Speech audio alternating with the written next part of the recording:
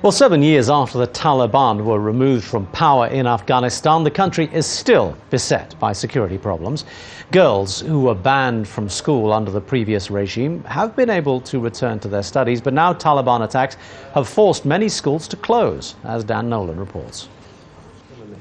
When the Afghan president travels abroad, he proudly speaks of 7 years of achievements.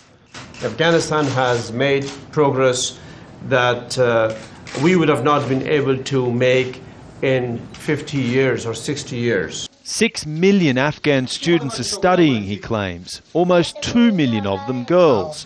But even his own government argues the reality is far different. These girls live in Ghazni province, but their all-female school was destroyed by the Taliban, so they now study at a local home. We are afraid of the Taliban even while we go out to our neighbour's house for study. I would like the government to build us a new school and provide security for it. Education officials here say of Ghazni province's 1,100 schools, almost 1,000 of them are either destroyed or closed for fear of attacks. The only schools still open are within a 15-kilometre radius of Ghazni city, some with better security than others. For those outside that radius, the chances of a proper education are slim. It's too far for our students to travel to the city. Some of them study in houses and mosques in the village, and some don't study at all.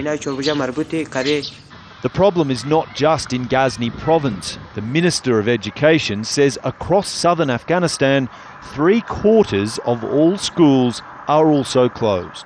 There's a strong feeling among many Afghans that President Karzai puts too much spin on his government's achievements, not only in education but also in health, where he claims 85% of the country has access to what he calls basic health care.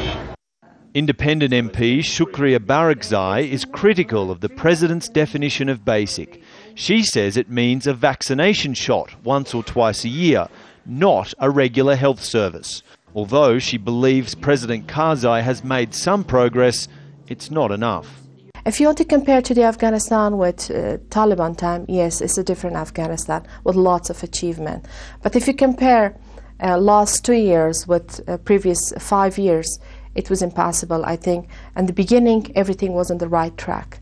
The biggest challenge is still security, and with a resurgent Taliban showing no signs of retreat, it seems direct negotiations with them might be the only path to peace and progress.